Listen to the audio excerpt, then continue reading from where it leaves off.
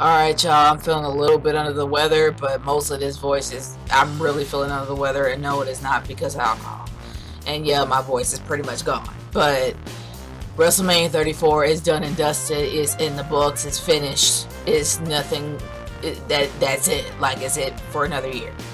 Now, I'm gonna go into, and I'm sorry, excuse my voice, how terrible it sounds. I'm just going to go into it as quick as possible so I can go back to bed and I can make this less than 30 minutes. Now, the thing of it is that a lot of people did not like this pay-per-view after finding out from a few reviews that I've already watched. There were people that did not like this pay-per-view. There are some people that think it's average. There are people who are there that think it's average. There are people who are there that think it's the best thing since sliced bread. It's sliced down the middle because of all the swerves, all the turns, all the heel turns, and even, and this is just my own personal theory, I really believe that the WWE did their best to try to outdo WrestleMania 30, because WrestleMania 30 by far is one of the best pay-per-views in the modern era. No pay-per-view in this generation has topped it, at least in my humble opinion. So they did everything they could to top it, hence why we had pyro. We haven't seen pyro in a very long time, and that's the first time that we've seen pyro in a very long time, and they're trying their best to out-top it, and that's just my theory. But honestly, with all the complaints of predictability and all the matches, people automatically assuming that this person's going to win and they're not. They purposely swerved this entire pay-per-view just to silence the naysayers, just to get people to be interested in it again. But leading into that, in my opinion, where is this going to go? Like, where is it going to go from here? Is it going to go somewhere, or is it just something just to silence the naysayers and they're going to forget and move on? Which does make you interested in watching Monday Night Raw and SmackDown the following night.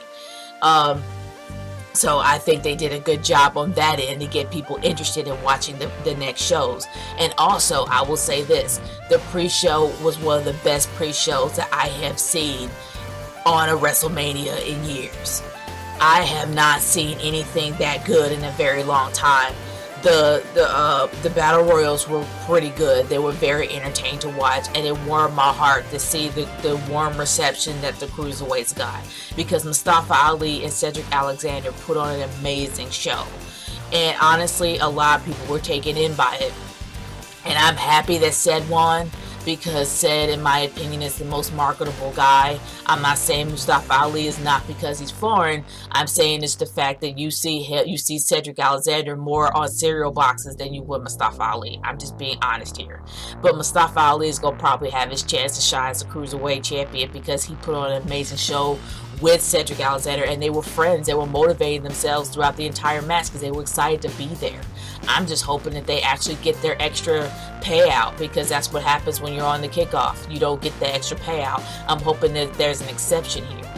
Now, when it comes to the Battle Royals, the men was actually pretty fun. It was pretty fun and decent to watch. It led down to the previous one of the previous guys, and that was Baron Corbin, being in there. I can't remember who the last guy was. I think it was Mojo Rawley. You had two of the previous winners. You had Mojo Rawley and Baron Corbin with Woken Matt Hardy, and they were the last three. Now, the biggest surprise was having Bray Wyatt come out of nowhere and actually have him help Woken Matt Hardy, which means that there might be some kind of a tag team staple going on, which makes me also wonder what's going to happen with Jeff. Is Jeff going to go to SmackDown now? But honestly, I liked it. I've never been more happy to see Bray Wyatt in a long time, and I'm hoping that they do him well this time. And since that he is no longer a leader, and since that Matt is the leader, let's see how he is as a follower. So I'm interested to see what's going to happen on Raw. They did a good job with that. Now, let's talk about the Golden Womb Championships, and y'all know what I mean, the WrestleMania Women's Battle Royal. I already have my qualms and my issues when it comes to the actual trophy, because they had to scramble to change the whole thing around because they were stupid enough to name it after Moolah, and then they had to change that around, and then all of a sudden, oh, what trophy makes more sense? A golden womb is pretty much a golden uterus with fallopian tube tassels. That's pretty much what it is, and that's sad. I'm sorry, it's not even a full trophy; it's a half trophy. And the sad thing is that number one, you had Becky Lynch that had music. Number two, you had Bayley that had music, and then everybody else. It was just the rest that came down. What was the purpose of that? I have zero idea. Maybe it was issues with the production truck. Maybe it was just something going on. Maybe they changed their mind at the last minute. I have no idea. But Becky Lynch and Bayley had their entrances, and then everybody else came in. At the very end, you actually had Sasha and Charlotte, not Sasha and Charlotte, but Sasha and Bayley face off. And of course, you know, Sasha's trying to be, oh, you're my best friend, trying to hug you, and then Bayley actually did screw Sasha. But in the very end, Bayley thought that she won, and then here comes Naomi. I have no idea what happened. The biggest issue that a lot of people complain about on Twitter, and I understand why, is the cuts to Cena, because it took away a lot from the match. In my opinion, it shouldn't really matter where Cena is. We should have saw that one shot of him being in the crowd and left it alone and allow the matches to be shot the way they should have been. But the one thing that I absolutely laughed at was a pregnant woman sitting next to John Cena. She was not impressed. Not at all. She was on her phone the whole time. She wasn't even hyped up. She was sitting next to Cena. She was just like, she must not like Cena at all. And I'm like, it was absolutely hilarious. I thought that was really funny. But the only excuse that I was thinking with those screenshots is that they had to keep an eye on her to make sure she don't drop the baby at WrestleMania. Because she was about to pop any day, anytime soon. But honestly, besides Cena, the match itself was pretty good to watch. Very entertaining. There were a lot of eliminations, but unfortunately we didn't have a chance to see them when that happened. And the fact that Naomi won, I'm going to be honest with you, does it really matter? You're taking home a golden trophy that looks like a uterus and fallopian tubes. That's what you were fighting for. And you gave it to Naomi. It's like you're giving her the scraps. Like, seriously. She's a two-time SmackDown Women's Champion, and that belt doesn't even matter. It doesn't matter. The Raw Women's Championship matters, but SmackDown, man. And honestly, it's sad. It really is sad that she's taking home that butt-ugly trophy. That is a hideous trophy. But she's the winner. Yay. But moving on from there, let's talk about the main card. The IC match. The one thing that really does get me excited about WrestleMania before I talk about the IC match is the entrances. The entrances by far were great. I love the fact that you had, even though I thought it was kind of, I don't know, weird and hilarious at the same time, and I don't know whether or not I can say it's ironic or a bit contradictory. I'm not sure how to say it. But then you have Seth Rollins going up in there dressed as a White Walker, but his entrance is literally about fire. Like, he's like, burn it down, and then he's dressed as a White Walker with White Walker eyes. I'm just like, okay, for those that don't remember the White Walkers, go and watch Game of Thrones. You know who they are. But anyway, he dressed completely like a White Walker, and I honestly thought that was pretty clever. Then you had The Miz coming out dressed as Star-Lord in his own way, like a nod to Guardians of the Galaxy. He dressed as Star-Lord because he had the goggles, and I was like, you know what, that's pretty cool. He had the jacket shredded up on the bottom, but it looked like his ring attire, but he was definitely Star-Lord, and I was like, nice nod to Marvel. I'm like, yay, nerds. But that's just me. But then it was kind of oddball when it came to Finn Balor. You had Finn Balor and a really huge, I don't know if it's I'm not gonna say entire, but it looked like an LGBT I think it's an LGBTQ, whatever letter that they add on the end now, community. And I was like, is it Pride Week? I didn't really know it was Pride Week. I thought Pride Week was in May.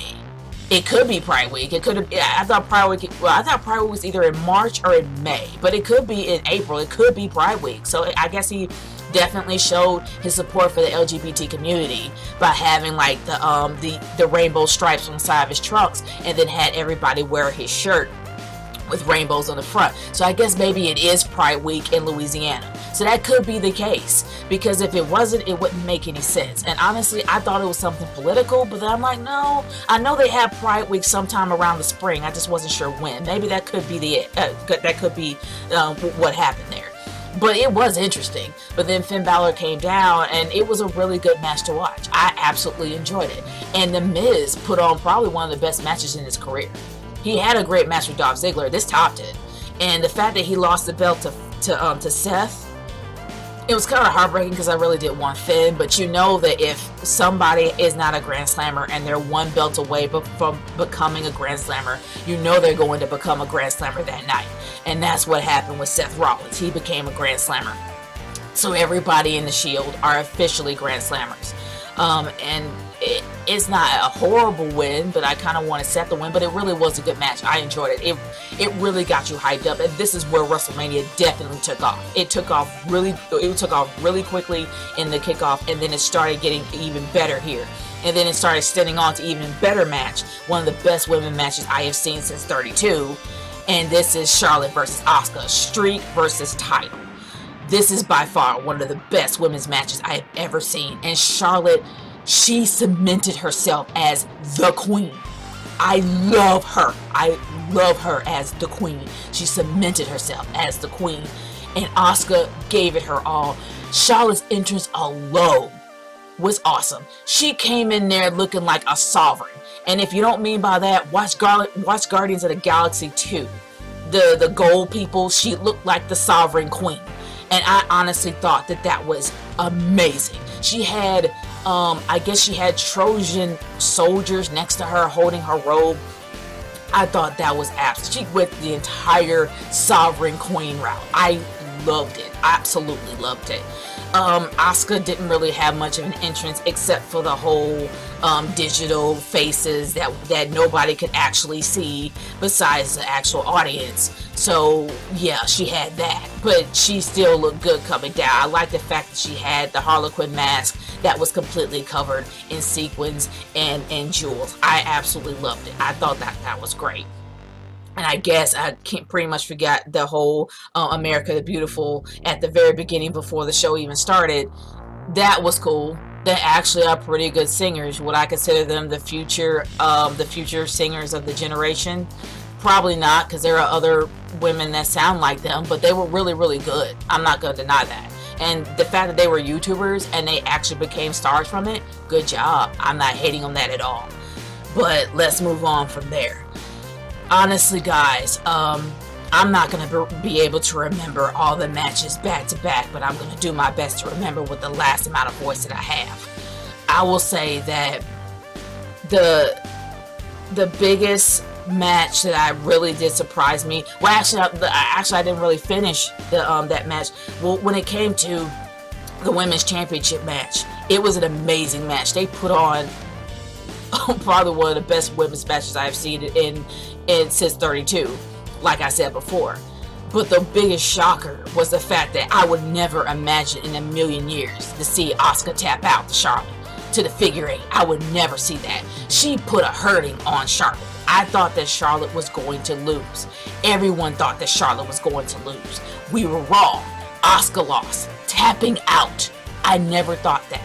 I was shocked. I wasn't angry, but I was shocked, and I was wondering what they were going to do with this. Like, I thought they were going to have Charlotte lose to Asuka, and instead Asuka's streak on down, so Ronda Rousey will be able to take the belt. But we end up being completely wrong there.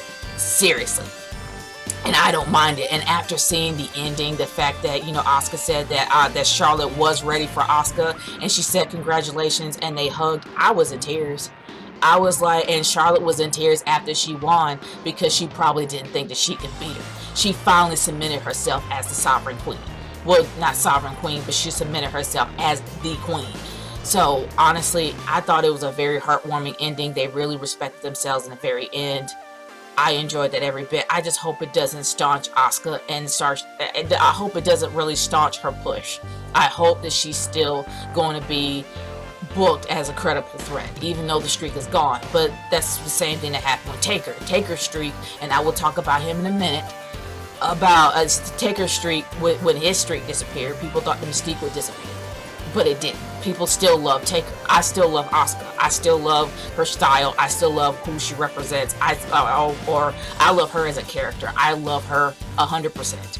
And I still love Charlotte. I love this match. In my humble opinion, this was probably one of the matches of the night.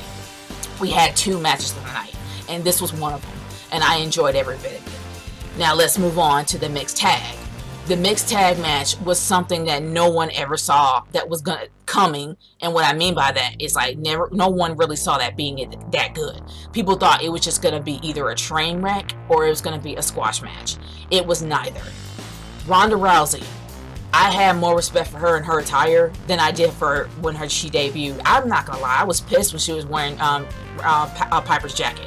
But the fact that she had Piper's attire, and then she had the shredded dress that looked like a kilt, and then she had the jacket on, paying respect to him. Okay, I'll give her props on that. I do. I don't think she liked her attire much because she kept pulling her uniform up. But the thing, and also, yeah, I know that Kurt Angle, when he was pushing her back, his hand was in the wrong place, and he moved it quickly because he didn't realize it until the last minute. But the fact that Kurt Angle finally had pyro when he put his hands up, I'm like, yay, finally. He had his hands up, and he had pyro that came out, and that was great.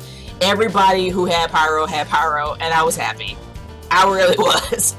But the thing, and also, of course, Triple H got these completely bass-ackwards entrances. No, his was bass-ackward at WrestleMania 32 when he had the Skull Army that looked like, I don't know the name of that picture, and if I find it, I'll try. Well, I probably won't because I'm probably gonna go to bed after this. But the Screamer, the guy's like Macaulay Culkin. That's what he had last year. He had the Skull people. This year, he just had a bunch of biker chicks with Stephanie and Triple H on a bike riding down the ring. I guess bikes equals instant badassery. Maybe that's what it is. I have no idea. But on the real, they just look like people on bikes. I don't know. It was cool, but it was not as badass as people thought it would, as I thought it would be. I'm not gonna say speak for people, I'm speaking for myself. It wasn't as badass as I thought it would be because he did that before. He did that at WrestleMania 33 when he came down, and I think he came down in a spider. But despite all that, he did that last year. So I'm like, are y'all running out of ideas? Really? But anyway, the match actually really was pretty fun. Seeing Kurt Angle going up against Triple H was actually a fair treat. But honestly, the MVPs of that match definitely was Stephanie and Ronda. Like, they were the MVPs. People saying that Stephanie held up the match, she didn't. Stephanie really did act like a heel, but she acted like more than a heel. She really did perform very well. I didn't even think she could block an MMA move, and she did. She was blocking majority of the holds that Ronda was putting her in. But the one thing that made me happy the most was that finally Stephanie McMahon got her comeuppance. It took years for that to happen, decades for her to get her true comeuppance, but she got her comeuppance that night. And even if it was Ronda Rousey, I'm just happy that she got it. I'm really happy that she got it because she had it coming to her. And it was a really great match. Ronda not only went up against Stephanie, she went up against Triple H. I was hoping that we were going to get a woman on man fight. Like, we haven't seen that since China. And honestly, Ronda can do it. Like, I really think that Ronda can go up against a dude and hold her own. I was hoping that I was hoping she would do that with Triple H. But of course, you know, mixed tags rules. No.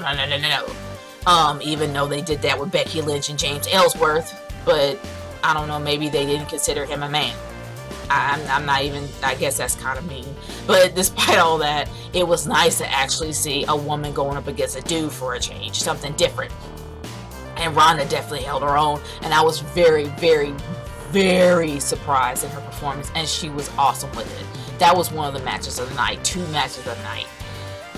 Okay, let's go into one of the matches that I hate. And there are 2 matches that I absolutely hate. And I'm going to talk about the SmackDown Live match first. I don't see what's intimidating about the Bludgeon Brothers. They've had what I call, quote-unquote, well, not really quote-unquote, I don't know, what I consider jobber chow for the past few months. They have been doing nothing but beating up jobbers for the past few months, and they only beat up New Day once, and the Usos one time. Do I see them as intimidating? No, I just see them with white boys with rubber hammers. Or what some of my friends call them, discount Legions of Doom. Or no, Discount Road Warriors. They're the Discount Road Warriors. So that's what they pretty much are. So I don't know why people consider them intimidating, because they're not. Not in my humble opinion. They're just the Discount Road Warriors. And then here they come taking the belts. That match was a lackluster match with two of the best tag teams on SmackDown to date. The New Day and the Usos put on amazing matches together because their chemistry is off the chain. Then you add the Bludgeon Brothers, making them intimidating, but the match was slow. It was stiff, it was just slow. And the overall win just didn't make any sense to me. It was predictable, but it just didn't make any sense. Not only that, the Usos and the New Day didn't have their chance to shine. They shine in every match they're in, and they didn't shine here. They didn't. The Bludgeon Brothers dominated, and it just felt like that it was one-sided. I'm not going to say that they were squashed, because they weren't, but it was one-sided to me, and I didn't agree with the win.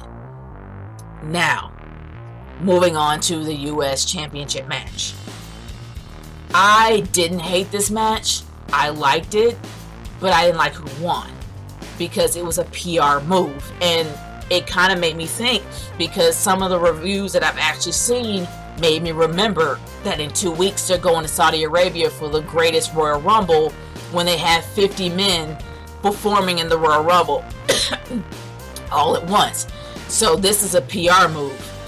But here's the rub. Dude, you're booking him as an Indian. You're in Saudi Arabia. Saudi Arabia is not India. Saudi Arabia is in the Middle East. Most of the people in Saudi Arabia are Arabic. So if you really think that that's going to work, have him as a U.S. champion, and you think that's going to get you over, right. Did it work for India? No, it didn't. In fact, nobody even showed up, because Jinder Mahal is Canadian. He may be in Indian descent, but he's not from India. He's from Canada. It didn't work for you then, so why do you think it's going to work for you now? So it was just a PR move, and that's just my personal opinion in theory. And I'm sticking to that, because everybody wanted Rusev to win. Rusev is the most over cat he's the most over cat in SmackDown right now. So it doesn't really make any sense to me, the fact that Rusev did not win. But hopefully, and a lot of people are hoping this, that somehow, maybe at SummerSlam, Rusev's going to get his payoff. I can't predict anything, because it seems like the WWE doesn't want us to, and they're going to swerve it just for the sake of it. But let's move on to the match that I hated the most, and I just want to get this out the way. I hated, with every fiber of my being, the Raw Tag Team Championship match. I hated it. Every fiber. I hated it. People were like, oh, well, Nicholas is getting his dream. Go to frickin' Access. Meet your favorite star. Motivate you to become a wrestler by training and then being a part of the roster after you go through developmental. Do it that way. AJ did. That doesn't mean you put a frickin' 10-year-old in a match and then you have him win with Braun Strowman, of all people, who's supposed to be a beast among men. You have him as a heel, and then all of a sudden he becomes babyface because of charity, which is what it is. It's a PR move. I am sick of these PR politics being put in my matches. It's ridiculous. I'm not mad at Nicholas. I'm mad at the fool that actually thought this would work. And guess what? He's the ref's kid. The ref who was in the match, that's his child. Seriously, they signed off on that. That was one of the worst matches I've ever seen, and not only that, it literally squashed what was left of the Raw Tag Team division. That's what it did. I don't give a crap what anybody says. I was pissed. I was livid, because I knew that they were going for a child. I knew they were going for a child, because they are sticklers for charity. They're sticklers for getting extra money. They are sticklers for that, and I know it is business. I get it. Charity is business. Or something like that. I know Stephanie kind of said that on Twitter, something about that. But that's pretty freaking sad. It really is. Absolutely. One of the worst matches of the night. Both tag team matches sucked. royally, and that's a shame because they worked hard to get there. And then you got the Bar, pretty much one of the best tag teams on Raw, to get squashed by a 10-year-old. They're not going to live that down. Are you kidding? I'm moving on from that ridiculous monstrosity of a match because it just pisses me off even more and I lose my voice even further talking about it. But let's talk about the match that pretty much nobody thought was going to happen. Taker versus Cena. That was a certified squash match. And honestly, I really don't feel bad about what happened to Cena because Cena was a dick the entire time. He was literally calling out Undertaker because he just wanted to have his WrestleMania moment, even though last year should have been his WrestleMania moment and he should have been done because he said that I can't go at this level anymore. I've been on the high level since for a very long time, since over a decade. I'm 40. I have to start thinking about my life. And you're pretty much not thinking about it here because you want to have Taker. Taker that's had hip surgery. Taker that actually did so-called retire. And also, if you really think about it, it pretty much squashed everything Roman did. And honestly, I think that this was probably the official burial of Roman. Say what you want, but I'm saying it right now. In New Orleans, they officially squashed everything that they were doing with Roman. And they kind of cut their losses. And the reason why I'm saying that is because, number one, they allowed John Cena to wrestle Taker. And they allowed Taker to win over Cena. The guy who's known as Super Cena. The guy who can't be the guy who can't lose anything. The guy who's Big Match John. He loses against him. Everything that Taker did, everything that Roman did to beat Taker is now wiped. It has no relevance at all anymore. He's no longer the dog in the yard. He's no longer the big dog. He's just Roman Reigns. Because Taker came back and beat Cena. And people are like, well, he didn't come back and beat Roman Reigns. No, he didn't. But everything that Roman Reigns did before to retire Taker is now erased. So we have John Cena that officially got squashed by The Undertaker. And honestly, I'm fine with that because Cena had it coming to him. And storyline wise, he had it coming to him. So I think that was a pretty decent match. It was short. Really, really short. I didn't think it was going to be a match at all. But honestly, it was well done. It squashed everything. It was like, look, I'm just going to do this now and be over. And that's what they did. Good job with that. Now, let's talk about the Raw Women's Championship. This match really shouldn't have lasted as long as it did. Because, let's be honest, Nia Jax could literally squash her under her foot. And I'm not saying it because Nia's big. And, oh my gosh, that ring attire. Why? She looked like a bumblebee. Honestly, for those that have played Cuphead, she kind of looks like Rumor Honeybottoms. Without the stinger and the crown. She does, I'm sorry, and it's not really because of the fact that she's fat, it's because of the color she picked. Gold and black. No. No, no, no, and no. And no some more. And I really don't know what Alexa Bliss's entrance was. She looked like, I guess she was supposed to be a goddess from the 80s. She looked like a mall rat. No. And then here comes Mickie James, who doesn't even get an entrance for the Battle Royal, but somehow gets signaled to come out. And then here she comes, along with Alexa Bliss, still not explaining why. And I think the whole storyline itself was stupid, because you're going to fat shame her. Why? Because it was obvious. She's fat, so we're just going to fat shame her. Even though you could have done the same thing to Mickie James when they called her Piggy James. But I'm not getting into that. The match itself went way too long than it should have. It should have been very, very short. It should have been a squash match, literally a squash match. But it's a nice comeuppance to Alexa Bliss to have her lose. And then, of course, you have Nia Jax going around hugging her mom. But Nia Jax happens to be the cousin of The Rock. So, of course, they're going to give her the title. Because they were already pissed that Roman Reigns lost at WrestleMania 31 because of what Seth Rollins did. So they did not want to piss off Nia Jax's family. Hence why Carmella didn't come out. That's my theory. Carmella was keep talking about, oh, I have the Money in the Bank briefcase. I'm going to cash it in. Am I not going to cash it in? She didn't cash it in on Charlotte because she ain't stupid. And let's be honest, she would not be able to beat her. She would pretty much lose that briefcase. The easiest win would have been Alexa Bliss, especially when both of them were down.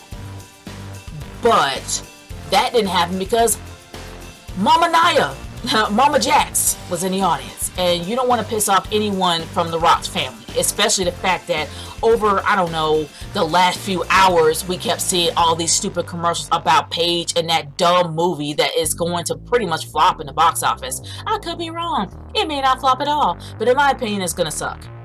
I could be wrong. I want to stand corrected, but right now, after all the commercials that we see pushing this thing, I don't know if it's going to be that good. I don't know. But Paige literally tried to put on a happy face all night, especially for that commercial that was poorly edited. And also the fact that she was sitting on that commentary with a hoarse voice. She just, I don't know. It was torture for her. But anyway, moving on from there. The match itself really did go on too long. But it was nice to actually see Nia Jax win. It feels like it was some sort of a, I don't want to say a political move, but maybe a PR move. Maybe it is more political. Because you had the Rock's family that literally is the Rock's family not win, you don't want to piss off his family. Maybe that's the case. I hate to sound negative like that, but that's what I'm seeing. But hey, you got a fat chick that literally squashed a skinny chick. That's pretty much what everybody in high school wanted to do. So good job. Good job, Nia. Now, let's talk about the match that should have been the match of the night, but never was. And I'm talking about AJ versus Shinsuke. Whether it's time constraints or whether it was something they held themselves back a lot. I felt that when they were performing. I didn't necessarily understand why they were holding themselves back, but they were. It didn't go as well as I thought. It was average. People literally put this thing on a pedestal. People really thought that it was going to match tonight. I put it on a pedestal, but it really shouldn't have been on a pedestal at all. It was not that good. It wasn't like a 5-star classic, which I thought it would be, but it wasn't. But the one thing that made it more interesting was the heel turn from Shinsuke Nakamura at the very end. That was a very, very, very interesting heel turn. And it makes me wonder where they're going to go to next with him. And maybe we're going to see the type of Shinsuke that we saw in New Japan. I'm hoping that we'll see that. But as AJ Styles getting kicked in the jewels, that actually was kind of funny. But AJ Styles, in my opinion, was holding himself back. And then it was kind of funny how you had zero crowd reaction when AJ came out. And AJ came out, you thought he was going to be the most beloved dude, but Shinsuke was. And people wanted Shinsuke to win. Nobody reacted to him at all. He came out, he had pyro. At least he had pyro. But he didn't have an elaborate entrance. He just came out his usual self. But honestly, man, I'm really curious to see what they're going to do with Shinsuke on Monday Night Raw. I really am curious. But moving on from there, and I'm just going to talk about the main event. The main event that a lot of people crapped on. And I'm going to say that they had every right because it was boring. It was boring as watching paint dry. And it definitely goes against the PG because they don't usually show blood unless it's by accident. And there was no point in having blood here at all. If that match was that bad and you may have blood to make it interesting, it still didn't make it interesting because Roman didn't win. Everybody and their mom assumed that Roman Reigns was going to win. He did not win. At all. Am I disappointed at that? No, I'm not. Not at all. But it also questions why Brock is still there. Maybe they redid his contract. Maybe they decided to pay him more. That's the one thing that kind of confuses me. There was so many teases. Even Dana White was in the audience. And it made me wonder whether or not he decided to stay or he was leaving. Or maybe he has something in his contract where he'll be gone for a while, but he's still champion. That wouldn't make any sense either. But the thing is, you have Brock Lesnar literally covered in Roman's blood, beating Roman within an inch of his life and leaving. Yeah. Okay, well, my overall thoughts of this pay-per-view is this, guys. I'm not gonna lie, I had fun with this pay-per-view. There were 2 matches that I hated that I just named. And some of the matches really didn't make any sense. And I already have my theory. It's because the WWE is trying their best to be unpredictable. But that can go against them if they don't have a place to lead it. If they don't have a storyline that will actually lead the people involved in these feuds in a direction that they need to go, that will not only benefit their character, but also make the entire feud interesting, then it's a moot point. So I'm hoping it really does go in a good direction. But right now, I don't really know where it's going. And honestly, After seeing Asuka lose a streak, after seeing the heel turn from Shinsuke, and then after absolutely seeing Roman Reigns literally bleeding like a stuffed pig, I still by far says that NXT TakeOver New Orleans is by far the true WrestleMania. And I actually really do agree with the Lex Man when he said, well, he was wondering that, and honestly I believe that NXT TakeOver New Orleans by far is the true WrestleMania of this year. Not this one. This one didn't top 30 by far, because 30 felt organic. 30 felt like the future was actually rising, the future was coming. Everyone from NXT won except for Bray. And that was the only downer. That was the only match that was a downer. Everything else was an uplifter. They ended in a very great way with having Daniel Bryan win, even though the streak was over. They had Daniel Bryan win. Everything felt positive. It felt organic. It felt natural. This did not. This felt like they were swerving people on the sake of trying to swerve social media, in the sake of trying to swerve the fans, in the sake of being unpredictable, but don't really have a plan. I'm hoping that they do have one. I'm hoping that they actually do have an idea where this is going, because the Raw after WrestleMania, of course, is the most popular one. And you know they're going to do something big for that. So I am kind of looking forward to seeing Raw, as well as SmackDown too. Oh yeah, one match I absolutely did forget, and that was Daniel Bryan and Shane McMahon versus Kevin Owens and Sami Zayn. How can I forget that? Daniel Bryan actually absolutely coming back to the ring and making his debut, even though he didn't for like what felt like maybe close to 10 minutes of the match. I might be exaggerating the numbers here, but Daniel Bryan was out for a good piece. So it didn't really feel like the debut that I wanted him to be in. That's probably why I forgot it.